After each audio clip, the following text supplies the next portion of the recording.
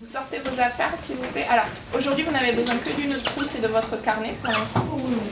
Je prépare une petite séquence pour comprendre une pièce de théâtre, afin que non seulement on puisse comprendre la pièce de Molière, mais qu'en plus, vous soyez capable de comprendre n'importe quelle pièce de théâtre. Et tous les numéros 1, s'il vous plaît, vous venez vous mettre ici. Tous les numéros 2, ici. Numéro 3, ici. Numéro 4, ici. Et les numéros 5, ici. Qu'est-ce qu'on peut rappeler comme conseil pour bien comprendre et mémoriser les informations? Oui. Se faire un film dans la tête. C'est-à-dire que quand on va lire le texte, on va imaginer. Mémoriser les mots-clés. Quand on voit qu'il y a un mot qui paraît important, on va vraiment s'arrêter dessus et essayer de le mémoriser, de le rentrer dans sa tête. Et lire plusieurs fois. Très bien, parce qu'une seule lecture, parfois, ça peut être suffisant. Et parfois, ça peut simplement nous amener à oublier le début. Donc, il faut vraiment lire plusieurs fois. Silence absolu, lecture du texte. Une fois que vous avez terminé, vous allez remettre les textes au centre. Et je vais tous passer les récupérer. Vous n'avez plus le droit de les regarder. Et vous voyez qu'à la place, je vous ai mis des petits post-it. Vous en avez un pour chacun. Vous n'allez pas avoir le droit de noter des phrases, par exemple. Non, que des Vous mots. avez le droit de noter que 3 mots chacun sur votre post-it. Et n'oubliez pas de bien partager toutes les informations pour voir si ce que vous avez compris est bien la même chose que vos camarades. Vous avez 5 petites minutes pour partager et noter vos mots. Ensuite, il y a quoi? J'aime pas comment écrit financier. On écrit quoi? Non, je rigole. Abstenir. Mettre à jour. Sortir une troupe. Partagez, vous racontez les uns les autres ce que vous avez compris du texte. Il est parti en province. En fait, c'est juste il a rejoint une troupe qui représente des représentations chez des grands seigneurs, des comédies, des farces.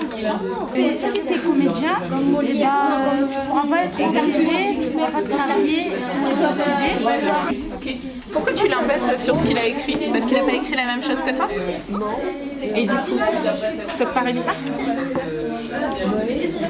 Les mots que vous avez écrits, c'est pour vous aider chacun à quoi faire? Oui, à se remémorer en fait les éléments du texte. Donc c'est normal qu'ils ne choisissent pas forcément les mêmes mots que toi. Et tu penses que ça va t'aider à bien redire tout ce que tu as lu? Non? Pas tout. Est-ce que vous êtes tombés d'accord sur ce que vous avez compris sur le texte? Oui, vous avez tous compris la même chose? D'accord. Et regardez, du coup, on passe à quelle étape maintenant? On retourne dans sa maison. C'est parti, chacun reprend sa trousse, son post-it. Vous allez chacun, dans l'ordre, raconter tout ce que vous avez lu, toutes les informations et tout ce que vous avez compris du texte. Poquelin, il est né à Paris. Poquelin, oui, Poquelin, c'est à Paris, à Paris en janvier 1622. Son père il était tapissier pour le roi. Il voulait faire des études des études de droit pour être avocat. Il va faire cette scène de théâtre et le roi il va beaucoup rigoler. Et donc du coup il va faire en sorte que ça soit son mécène. Je sais pas du tout ce que c'est. Et en fait à la suite de ça il va être très connu.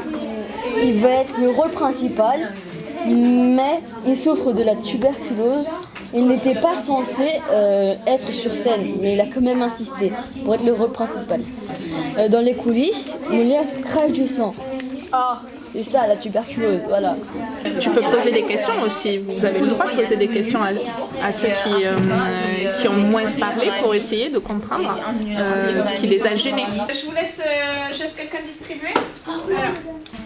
Ah ouais. Numéro 10. Je veux prendre le temps, ça lisez bien la question. Dès que vous êtes coché, il faut absolument la remettre. Céline, je ne vois pas parce que c'est pas directement de la générale.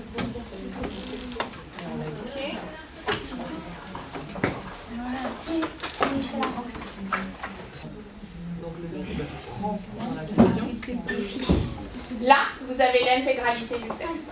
Et en dessous, vous avez de la place. Pourquoi? Pour justifier. Exactement, pour justifier.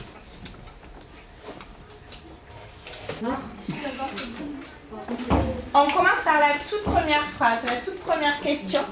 Donc là, il faut faire attention aux phrases longues. Les phrases longues, il dans sa tête pour comprendre chaque partie. On note ça et puis on finira la prochaine fois.